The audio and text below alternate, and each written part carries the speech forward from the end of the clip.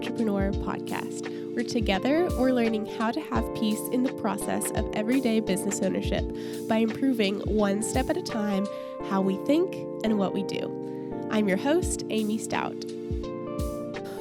Marketing is such a gigantic topic to cover when it comes to entrepreneurship. I mean, I cannot tell you how much I have learned and how much I feel like I still have to learn.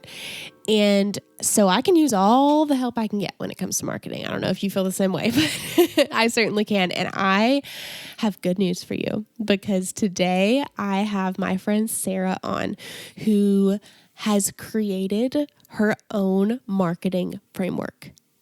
Yes. How amazing is that? So she has created her own framework for how to approach, how to think about the steps that you need to take to have effective marketing.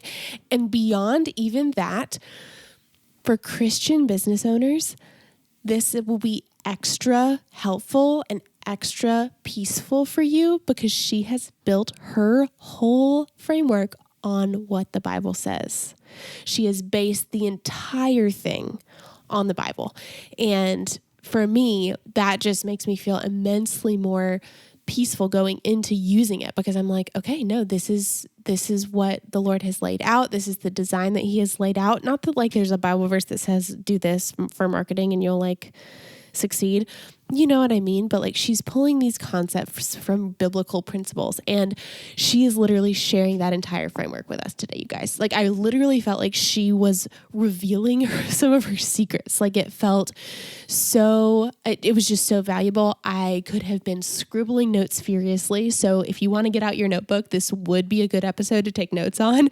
And if you find yourself wanting more or wanting an additional resource afterwards, she does have a free download that kind of lays it out. And so that will be in the description if you want to download that as a partner with listening to the episode. So I can't wait for you to hear this. This really opened my mind and helped me think about marketing in a really straightforward and helpful way. So let's go ahead and dive into my conversation with Sarah. Sarah, thank you for joining me today. I'm so excited to just hear your expertise on biblical marketing. Oh, thank you, Amy. I'm so happy to be here. I'm so glad we were able to sit down and have this conversation. Yes, me too. I think maybe I found your Facebook group or maybe you found me. I don't know, but I think I found you through your Facebook group. Yeah, possibly. I'm in one of the Facebook groups because I feel like we're probably in a few of the same groups as well. So yes. Yeah, Facebook groups are so good for that. Like you just like meet so many random people and then you see them in other groups and you're like, oh, I recognize you. We were in this group and now we're in this group together. I love it. It's so fun. Exactly. So immediately, of course, saw the red hair and was like, we're soul sisters here. And then saw that you were about biblical marketing and like Christian, like operating your business on a biblical standpoint. And like, that is exactly what I'm trying to do as well. So I'm just excited to hear like just what you have developed because you have like come up with this whole strategy and way of thinking about biblical marketing, which I think is so valuable. And I'm just excited to hear it. So tell me a little bit about your business, your background, just so everyone can know where you're coming from. Yeah, of course. So I am currently a marketing coach or business coach, whichever kind of title you prefer to use. I don't really like titles for Christian entrepreneurs. And really I have a program and really it's designed to help people give them like a foundation in their marketing and their business, because so often we try and just like take off and do all the things. And then we're like, well, why is it not working? And it's like, okay, let's come back to some principles. Let's establish these like basic foundational things that you need to understand so that you can move forward successfully and you can grow and you can scale and you can do all the things and follow all the passions, but you have to have this foundation first. And this idea came from, of course, the parable of the sand versus the rock. Like this story was what I was thinking about when I was coming up with the name for this program. I was like, what should this program be called? I just didn't really know. I was like, okay, it's going to be like, marketing basics is kind of where I was starting. And then God was like, it's a firm foundation. That's what you're doing. And I was like, oh, Yes, and I think there was, what song is it? There's a worship song I love listening to. I think it's called "Build My Life." I can't quite remember, Yeah. but and there's a line in the bridge that's like I will build my life upon your love or something. It's a firm foundation. I was like, that's it. That's the name. It's a firm foundation. And so I just like, it's so fun when you can kind of see these patterns. You always feel it in the moment, but in hindsight, it's like, wow, yeah, I totally see this, and I love it. Oh, that's beautiful. I love that so much. It's so fun. So Yeah. how long have you had this program? So the program launched in January of this year. I've previously I started out as a copywriter. That's my background by trade, and I previously was having a program that was much more storytelling oriented, which I still love, and it's a huge part of my current program. But it was one of those things where I was running it, and it was going well with the students that were in it, and I was enjoying it. But it also just felt like this just wasn't like the right time to be having this kind of offer out there. All the people that I was connecting with in my audience that were coming into my circles that I was having conversations with were like, I need to figure out how to like get clients off the ground. I love the sound of this, but I don't have any money coming in. I love to do the storytelling thing, but like I just can't sign the clients right now. I just don't have the income. And it's like, well, let's get you that income then. Like, why don't we switch gears a little bit? Let's focus on helping you get this thing sorted first so that you can then, follow the things, do the skills development that you want, outsource if that's your desire in the future. Like all of these things come from you being able to bring some revenue into your business. So let's figure that piece out first, and then we can, come back to these elements in more detail later. I love that. That is so good. And so you mainly have your Facebook group, right? And then people can join your program from there. Yeah. And I also have my podcast. That's probably like my Facebook group and my podcast are probably like the two places that I invest most of my time and energy into. So people will come through my podcast as well. I love that. That's awesome. Well, let's jump into your foundation, your firm foundation. I love that. I felt the same way about naming my business Abide, because it was not that at first. And so for the first year, it had a different name. And I just sat for months and months on like, what do I name this thing? Yeah. And when it finally came to me, I was like, yep, that's it. Like, just that same sureness, and because of what it's rooted in, which is abiding in the Lord. So I love that. Yes. So it's nice to feel like final about something. Like we're not changing our mind. Like we've got the decision. Now let's run with it. So I'm sure that's part of too what you teach. Yeah. So go ahead and share with us. Yeah. So, and just on that as well, like, I think it's encouraging to remember that you don't have to have things perfect when you're starting out, right? Like getting it out there is better than spending ages sitting around trying to figure out what the name is. It's like the right name will come eventually. Yep. And it's okay if you change it a year later. It's okay. Fine. You can do that. It's not the end of the world. Like get it out there, get it into the world. Because a lot of times, like the way that you want to name things or the way that you communicate what you do comes from interacting with people, with talking to them about what you do, about explaining it. Because sometimes you're like, I know that there's a better name in there, but I just don't know what it is. And you have to have those conversations to kind of figure it out. Like my podcast is the same way. Like it was originally called, it's like, it's almost embarrassing. But anyway, like the first name, I just did not know what to call my podcast. I was having such a hard time naming it. And I was like, well, we'll just put something out there. So it was originally called like Confident Communication for Entrepreneurs or something like that. And I was like, well, this is just a filler title. I don't really care right now. And over time, I was like, what is this podcast really helping people do? What is this about? It's like, well, it's growing your Christian business. That's what it's about. It's like, okay, that's the title. There it is. It's unfolded after, I don't remember when I changed that name, maybe like 6 months ago, but it took like 4 or 5 months for me to figure out what should this thing be called. I don't know. And now it's like, okay, this is called Grow Your Christian Business, because that's what this podcast will help you do. And so, the same thing with your business name. Like it's an evolution, right? It doesn't always come straight away. Yes. And like, also you don't have to make it too complicated. Like I feel that way with both of our podcast names, that it's like just very clear what they are and what you're doing. And I think I knew that I wanted the premise to be peaceful entrepreneurship, but I was trying to make it too complicated and think of other names. And eventually, like you said, like after months of thinking on it, talking to other people, I'm like, no, it's the peaceful entrepreneur. Like that's all it is. Like, it doesn't need to be anything more complicated. Simple is almost always going to be better and more effective than anything complicated, because you have to like name things based on what people are going to look for. And it's like, well, if someone's looking for peace, they're going to look for the word peace to pop up. So if you've got a podcast that's called The Peaceful Entrepreneur, they'll be like, oh, that's interesting. That's what I'm looking for. I wonder what this is Yeah. about. It's the same way with my podcast. Like Yeah. nobody's looking for confident communication. They don't really care about that phrase. It's not a phrase anyone's looking up, right? But they're looking Yeah. for how to grow their business. Maybe they'll Yeah. put Christian business in there because, that's important to them, and there's the title. It's going to pop up There for them. is. Like it's one of the top things that pops up now. If you type in like Christian business into like Spotify or Apple, it's on that top list of things now just because of that SEO. It works for you, which is so cool. So cool. And so it's like that's what you want when you're naming things. Anyway, we're like getting into a very specific convection about This is naming. a very valuable conversation, though. I think this is very helpful. Oh yeah, it's very important. Yeah. It's very important. Yeah. But yeah, so the biblical marketing framework. Yeah, let's come back to that because that's what we're here to chat about. So the idea of this framework, again, it was just another like God idea. Like I didn't intend to create this. I was just kind of thinking, I guess, like. I knew that I wanted to take my business in a slightly different direction. I was pivoting from focusing just on the storytelling, and I was like, well, what am I focusing on? How do I structure all of these things? How do I communicate it in a way that makes sense to people? And then I think over like a day, really, it just came about. It was like this framework. It's like, well, it's biblical marketing. We just follow these things.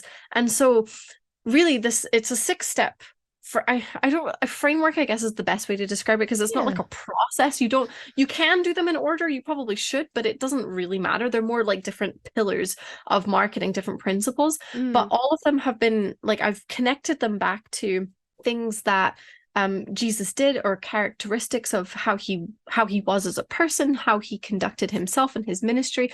Because I was thinking, it's like, okay, if we're doing business and we're going to be doing business in a Christian capacity, what does that look like? Well, it looks like modeling the things that we see in the Bible, because that's what we should be doing as people, right? If we're looking for instruction on how to be a good person, we go to the Bible and say, well, what do good people in the Bible do? Well, this is what we should do, right?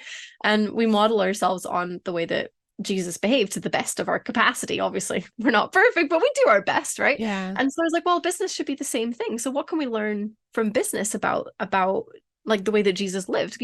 Our business is a ministry. Jesus had a ministry here on earth. So there's going to be a lot of similarities. And so that's where then this framework came from. So a lot of these principles are not necessarily like unique principles. Like other marketing people will tell you a lot of the same things, but the beauty of it is being able to see how it traces back to things in the Bible, which I find so valuable, because it gives you a whole new depth and a perspective to look at things, to reflect on things, and to implement things that you would do in a slightly different way than if you were just looking at it out with that biblical context. Yeah, so that's awesome. Yeah, I mean, and I think framework kind of goes along with foundation. It's like the same idea. Like you're building your business, and this is a good place to start. I even have an episode on this season about like how to start peacefully, and how like starting, if you go ahead and start with those habits now, it's going to serve you so much when you get down the road and the rubber actually meets the road and you need to have peace. Like you'll already have the right habits established. So this is like perfectly fits in with that idea.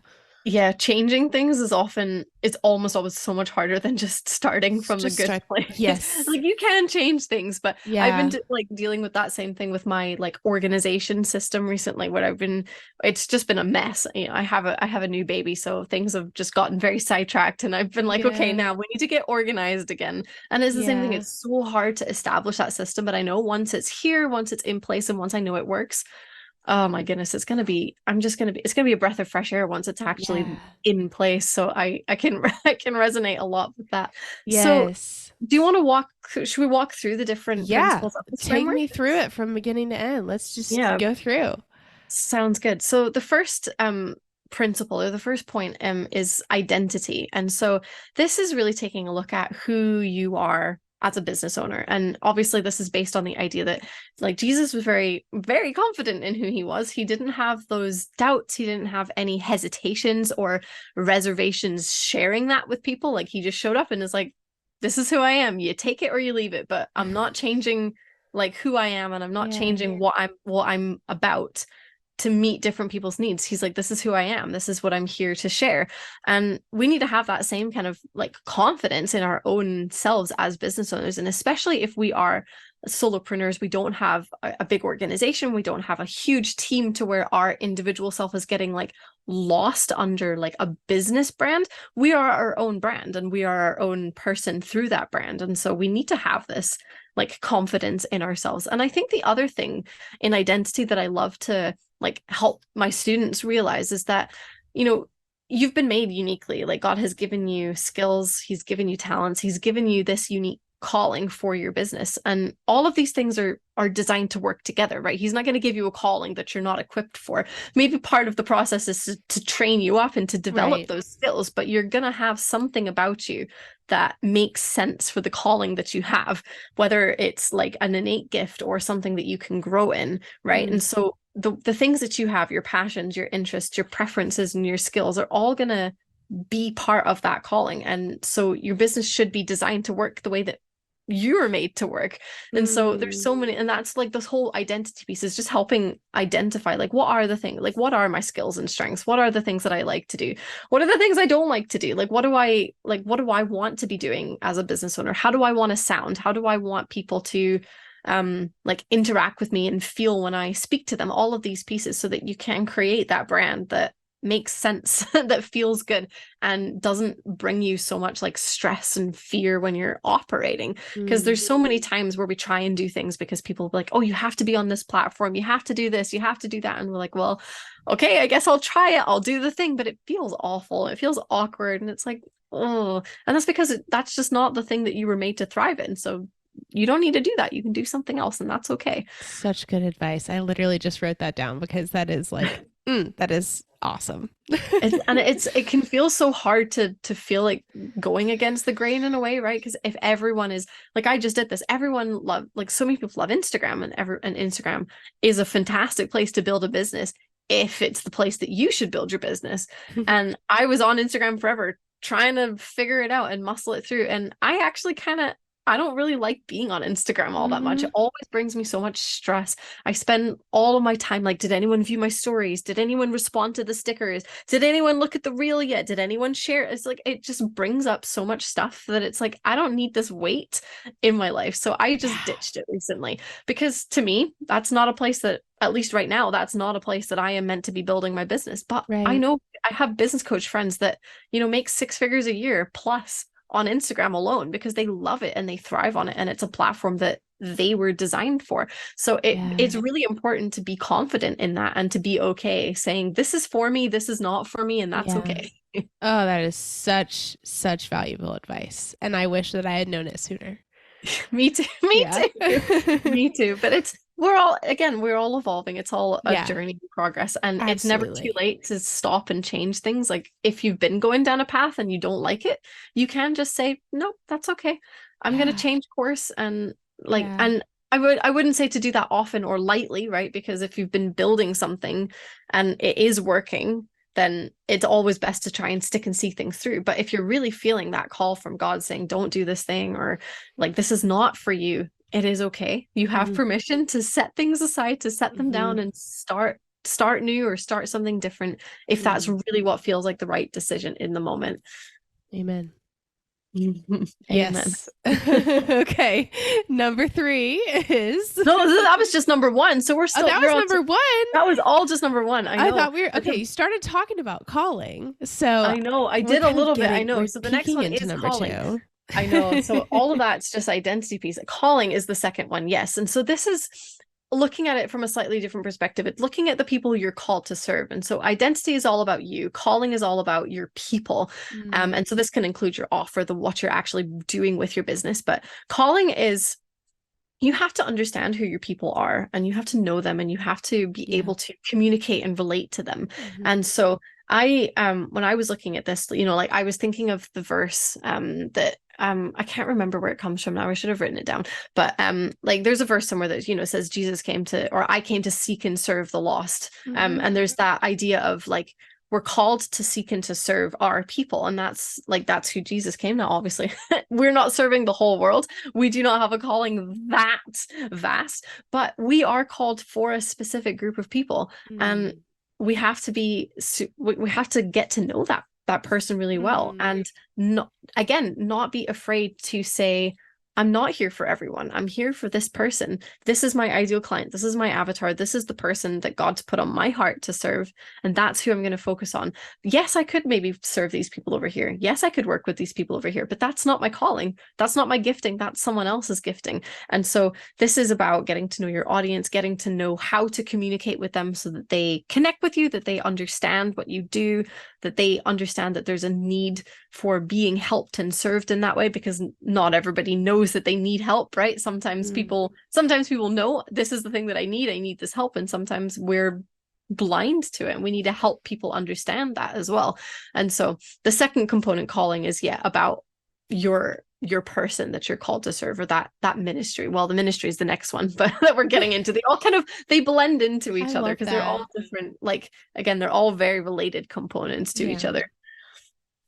Yeah, I'm also thinking too about the concept of a flywheel. Have you ever thought about it like that? Yeah, they all, like, because they all like go into each other, but they also all like motivate each other and like move each other forward. So it's more like this momentum than or maybe you could probably think about it in a lot of different ways, but like pillars as a framework, or as like this flywheel that gears could be another way to visualize it, that because they all do interconnect in different ways and build on each other. But yeah, so, and I feel like the order that I have them in, I do feel like you kind of do need to work on them in this order in a way, because you, again, like, if you don't know who you are, you're not going to be able to communicate yourself to your audience. If you don't know who your audience is and don't understand them, you're going to have a hard time fulfilling the ministry, which is the third component here. And so I like to visualize ministry as your content. A lot, like, your offer will be part of your ministry, obviously, because that's what you're here to do as a business, is to have offers, to sell things, right?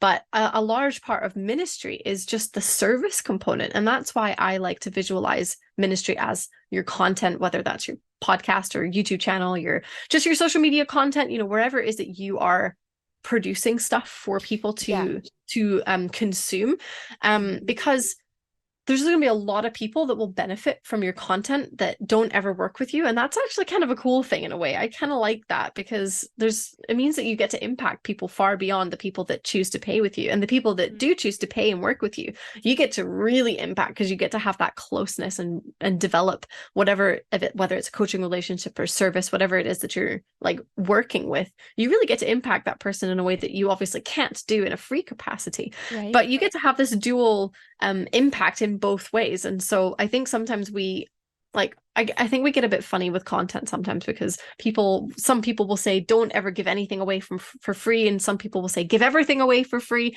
And I think, like, your content should be service first. You should show up and serve people to the fullest of your capacity. In that context of, they're not my client, like, there are things that are reserved for my clients, whether that be closeness, your calls, the length of time, the depth, whatever it is, there's going to be a difference. But I like to help my students figure out, like, how do they want to show up? Where do they want to show up? And this is coming back to that identity piece. Which platforms do you want to be on that makes sense? Like, where feels good that you can show up in your fullest capacity and serve people well? Where does your audience want to be? Because only, like, you know that, and they know that, but they don't want to be everywhere either, right? And so the ministry component is figuring out all of these pieces so that you can show up and you can serve, and you can find people that do want to step into your circle and pay you, because it's a very important part of business that we don't want to forget about. You got to make money. Exactly. Ministry, like, it's your output, because it is your content, but like, these people, like people who have service-based businesses, like, it is the actual like product of your services too, right? Yeah. And so, and the reason that I normally don't focus as much on the offer piece is mostly because the people that are coming into my circles usually already have that part figured out. They know what they want to be doing. They have their coaching program, or they already have that skill that they're a service provider. And for like the way that we're working together, it's just figuring out how to essentially Yeah. grow that to the point where they're getting that consistent money. But Yeah. if you didn't know what you wanted to offer, then that would be something that you would focus on in this ministry component as well, because your offer, whether it's a product or, like we're saying, a service, or you're a coach, whatever that offer is in your business, this is where you would be building that part too, because Yeah. again, that is a huge part of your ministry as a business owner as well. So number 4 is testimony. And so this is where we get into the storytelling piece. This is my favorite. So these first 3 are really just like the real foundations of establishing what your actual business is. And then 4, 5, and 6 are more, how do you share that with people? How do you grow that with people? How do you do the selling part of the business? And so testimony is all about sharing your story. And I think it's one of the things that we see so much throughout the Bible is people share their testimony. It's one of our biggest callings as Christians, is to share our experiences, tell people about Jesus. And so our business is, first of all, we got to tell people we have a business, right? But specifically, I like to focus on, how do you actually tell a story? Because our testimony, our story is like, that's what our testimony is a story, right? And so I like to talk about storytelling, whether you use that in content on like your website or sales pages, things like that. You can use storytelling to connect with people and to sell things. And it's such a fun like way to interact with people, and not everyone uses it. I think people get scared because they think that they need to be a writer. They think that it needs to be something that's very like rehearsed and practiced. And obviously a little bit of practice never hurt anyone, but you can tell stories in your business, whether you are like a fantastic writer or you have never written anything in your life, because it's just about you sharing an experience and relating that in some way to a business lesson or something that you teach, a benefit, a transformation, any of those things that are like your business sales concepts. You're just telling that through the lens of a story, whether it's, I went on a walk today, or whether it's, well, when I was 10 years old, this really funny thing happened to me. Let me share it with you. It's a lot of fun, and it's a great way to generate a lot of different ideas for your content, for your ministry piece, because it brings in this whole new dimension of like different ways and things that you can share with people. Yeah, I love that. That is and it allows people to connect. Like I always talk about how on podcasts, like it's podcast marketing is so strong because like people just get to actually hear your story from you in a long form way that they can connect with way more than they can a short form content. Yeah. And so that is like right in line with what you're saying. And I think it's so valuable, and it's like a little trade secret of like, hey, this if you want to try something new that definitely is going to work, that's a good thing to try. Yeah. And what you said about the connection piece is one of like the primary reasons that I encourage people to use storytelling, because it does connect in a way that like 6 tips to do your website doesn't really connect with people anymore. And especially because a lot of people that say that those types of posts work are using that because 10 years ago when there were less digital entrepreneurs, they did work, because you would be in a group and you might be one of a very small handful of people that did web design, because nobody was really using Facebook groups for marketing back then. And so you could be one of a very few amount of people where if you made a post saying, here's some tips for designing your website, people would go, oh, wow, you're a web designer. That's amazing. Like, I want to work with you because I need one. Whereas these days, how many, like everyone can do these things. The Facebook groups are so massive. Everybody is an entrepreneur online, which is really great, but it does mean that your strategy has to change a little bit, because things that worked 10 years ago just don't work anymore because the landscape is different. And so people are looking for a real person, especially like in the last 5 years, the rise of like fake profiles, of scams online. There have been so many times where, like, just the other day, my mom sent me a link. She's like, oh, do you need to buy anything from the site? They're having a huge sale. And I was looking at it, I was like, it was advertising like whatever it was, like Bed Bath and Beyond or something. Like the images all looked Bed Bath and Beyond, and you click on the link and it was like a really random company, like a web link that I've never heard of. I was like, well, this is not Bed Bath and Beyond, because this does not say bedbathandbeyond.ca or .com at the end of it. So people, it's very easy to fake and duplicate things. So it's really difficult to trust that people online are actually who they say they are, that they're a legitimate business, that they have the skills and the competency to do things. And so that's where storytelling can really help combat that, because it brings a very human element into your profile. Like we're not authors, all of us, right? It's hard to make up stories that sound good, but you can tell a story that happened and have it sound good. And so if you're telling a story and, you're talking about what happened to you when you went to like the park the other week, very likely that means that you're a real person, because it's Yeah. not that easy to tell that story and make it up completely out of thin Yeah. air without missing something, right? So Yeah. it helps combat a lot of those trust issues that people are rightfully developing for online interactions. That is such a good point. That is such a good point. And you think about like the content that you just don't see content anymore that's like 6 tips for this or 6 tips for that. It's just like a B-roll of like someone making their coffee and it has like a Mhm. text over screen like that's going to like connect with someone. Yeah, So it is good. interesting seeing the trends and things change like that as well. And I mean, people will still do some of those informative posts, but again, my philosophy is if someone wants to learn website tips, they're going to go to Google and search how Mm-hmm. to write a website or how to write my about page. So if you Mm-hmm. want to do like lots of informational things, you're better having it in a blog or a YouTube Exactly. video or Yeah. somewhere, something where someone is actually going to look for that information.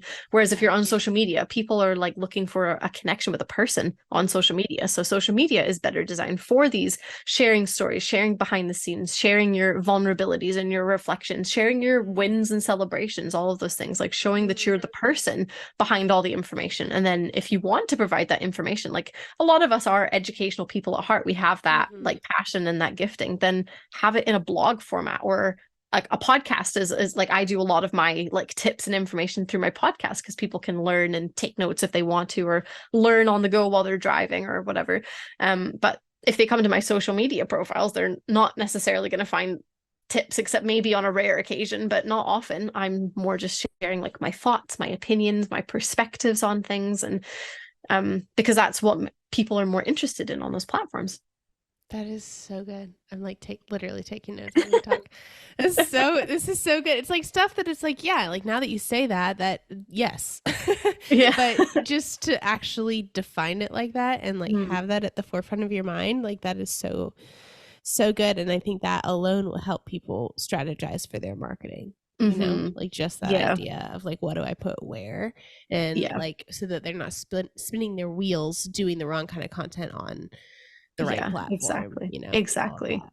Yeah. Exactly. It makes a big difference. Yeah. Um, okay. Yes. And then so we're after testimony we hit. So the fifth principle is fellowship. So that's the next one. And so this is again focusing on community. And because again, if we look at, I love looking at like reading through those early like gospels and looking at how Jesus did things. And so much of the time he's just having conversations with people. He's like out for dinner, out Yeah. fishing, like Yeah. having just like community with people, having conversations as he's going through towns. He's, he's preaching and doing lots of other things, but so much of his ministry was just spent around like a dinner table with people. Mm-hmm. And so there's this real strong idea that fellowship and community and these kinds of things are really important to our spiritual walk, which I think is so true. It's why we have So true. churches.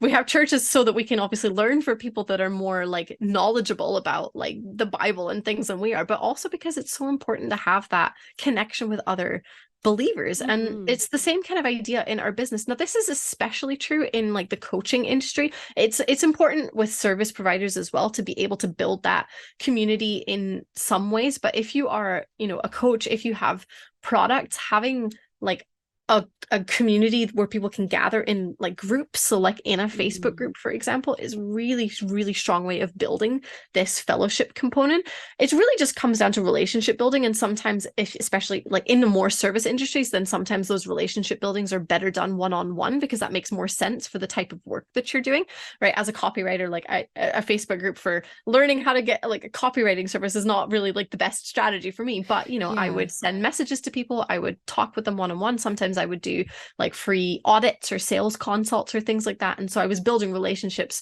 that way. And so that was kind of fellowship on a one-on-one capacity. So fellowship doesn't always just mean have a Facebook group, because again, coming back to those first pieces of like your identity and your calling, not everyone needs Where to are have your a Facebook people? group. Not everybody wants one. Some people would love to build relationships one-on-one via DMs, via like emails, or Yeah. whatever that it looks like for you. And so Right. again, build a relationship, build fellowship with people in the way that works for your business, the person that you are, the kind of like industry that you're in. Again, it's all what makes sense to you and your audience, but there needs to be some type of relationship building, because people don't buy from people that they don't know. They don't buy from people they don't trust. Mm-hmm. They're not going to buy from you if they don't like you, but normally that's a like normally we can get people to like us if we have any sort of conversation, right? Because Yeah, right. most people are likable people, right? So Yeah. really it's just about the knowing and the trusting that are the two biggest hurdles to overcome.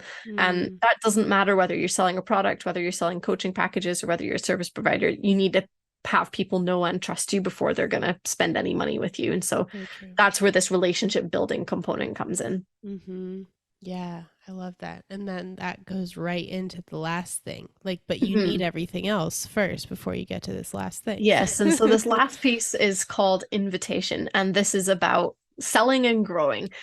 It's called invitation specifically because we're, again, in the Bible, Jesus invites people to know him, to spend time like believing in him, all of these things. And it's an invitation that is open for us to accept or reject. And I love that imagery because that's kind of how we should be putting offers out in there. Is it's just, and growing our audiences as well, right? Like I'm not going to come chase anyone down with a stick if they don't come follow my podcast or whatever after this Right. episode, right? Yeah. But there's an invitation. If you want to learn about biblical marketing, you can come listen to my podcast. You're going to learn more. And that's it. I leave the invitation on the table, and someone listening may decide that's amazing. I want to learn more. They're going to come listen. Some people listening are like, that sounds great. I don't really need it though. Thank you though. And they're going to, move on with their lives. And that's awesome too, because if they don't need it, that's fine. Right. Yeah. And it takes a lot of the pressure out of selling. Like when we pose it in this way, it's like, hey, I have this amazing program. I'm going to teach you biblical marketing. Do you want to join? And some people are like, yeah, I want to learn this. I need this help in my life. Let's do it. And they sign up. And some people are like, that sounds great. I don't really need that right now, though. Thank you. And you go, cool, no worries. Awesome. Have a great day. Yeah. And so this is really the mindset that I like to have when it comes to growing my audience, to selling all of these things. And it's the mindset that I encourage everyone else to have, because you don't want to put that pressure on yourself. People are allowed to make decisions, and they are entitled to make decisions. And all you can do is just present information to them and let them do what they want with it. And it takes a lot of pressure off. It does, because you want them to sign up because they want to sign up. Like you want them to want to be there. Yeah. And the second someone starts to feel pressure or like begging or desperation, they're going to run away. Yeah. Like nobody wants that. I know. And it's one of those concepts that like you hear a lot in the new age where they talk about energy, and a lot of people are very like, oh, I'm not going to go near this and I don't want to talk about it. But it is something that is observable. Like we can sense things from each other. It's a thing. And, in the biblical context, it would be discernment, right? Like we have this ability to sense from people what's kind of going on. And I don't know how to explain it, but you do. If you meet someone and they're kind of weird, you get the sense that like, oh, they're kind of weird. I don't really want to go near this person. I don't want to talk to this person. And then on the other side, like when you meet someone and that you're just like, you just get along and you just feel that kind of somehow that deeper connection with the person. Like even although you can't really explain it, you just met each other. But it's like that's how me and my husband met, right? Like we had like a couple conversations, we shared a joke, and like we got married, right? And it's like we can't explain these things. It just like we just had this like connection. Did it really happen that quickly? Not quite that quickly, but like we met at a friend's wedding, and so we like shared a couple jokes together. We only really met each other over the course of a couple days, and then we went our separate ways because we lived in different countries, but decided we wanted to like date long distance after like spending like a couple hours together pretty much. It's like, and now we're married, which is great. It's amazing how God works that way too. But like we had that just like that unspoken connection, and we decided to pursue it, and now here we are. So we do have that ability to discern, and people can absolutely feel when you're pressuring them to do things. Even if you don't outwardly pressure them, they can kind of sense where it's like, oh my goodness, I'm doing this thing, and it's like, okay, chill out. I don't want to do this thing. So it's a good practice to yourself to just try and not get into that like energy or whatever word you want to put it, not get into that place of being super desperate and pushy, and just being relaxed about it, saying, hey, I'm doing this thing. I'd love for you to join. And if not, that's okay. And maybe they're not joining because there's some things that you need to tweak and refine, and that's okay. It doesn't always mean that everything is a bad thing if they're not joining. Sometimes it's just not the right time or the right season for them. Sometimes it is that they just don't understand and you need to change things. I had a student that wasn't getting people signing up for her offer, she changed the name, and then people were like, oh, I want this thing, this sounds amazing. And she just changed ever so slightly how she was describing it to people, and then they wanted in. So sometimes Yeah. it's really simple shifts that need to be made, and that's why Yeah. like getting some copywriting help from time to time is really helpful, to just get that perspective of how can you shift things to help people connect with it better. But that's really all it comes down to. Yeah, it is really all in how you present it. Like your offer can be amazing, but Mhm. if you don't present it well, and vice versa, your offer can be like super average, but if you present it really well, you'll sell way better than someone Oh with an yeah. amazing offer and not amazing marketing. There's companies out there that sell poop, and they Yeah, make a living selling poop because they market it really well. because they market it well, and they market it as like practical jokes, like send your friend a box of poop, and it's like, is this is really a thing. I looked into this when I Yeah. was writing my like welcome sequence for my email marketing, and I talk about it in there. It's like you can actually sell poop and make a living, so your offer's probably not that bad. I love that. That's great. Wow. That It's is so funny. so, yeah, it's so true. I mean, so I feel like you really just kind of like, you shared a lot of value. Like what you said about like people say share everything, share Mm, nothing. Like you just shared a lot with us. But I think that mm. like the implementation of it is a lot more complex than just listening to one podcast episode. Yeah, So share a it little can be. bit. Yeah. Yeah, I mean this is amazing and I literally like could go back and take notes on every single point that you just said. And people listening might be doing that. But if they do want that next step, what do you offer as like the next step beyond just knowing this framework? Like how do you Yeah. help somebody put this into practice? Yeah, so I have my program, which we talked about at the beginning, called A Firm Foundation. And it's a 12-month coaching program that really just helps you walk through these different steps through, like, we have weekly coaching and a Facebook group for support. And a lot of where I come in is like, you can hear these steps and you can take them and run away with them and, put them into practice. But sometimes it's tricky to know exactly, well, how does this concept apply to my business? Well, my business has this scenario and I don't really understand how to do this one particular thing. And so that's where the coaching program comes in. It's helping you Mm-hmm. implement this framework into like your specific business with your Mm-hmm. circumstances. I also give like copywriting support in there because that's my background. So I'm, in there helping you write your content, write your Cool. like your website, your sales page, whatever things that you're working on in your business, I'm there to help you do that as well.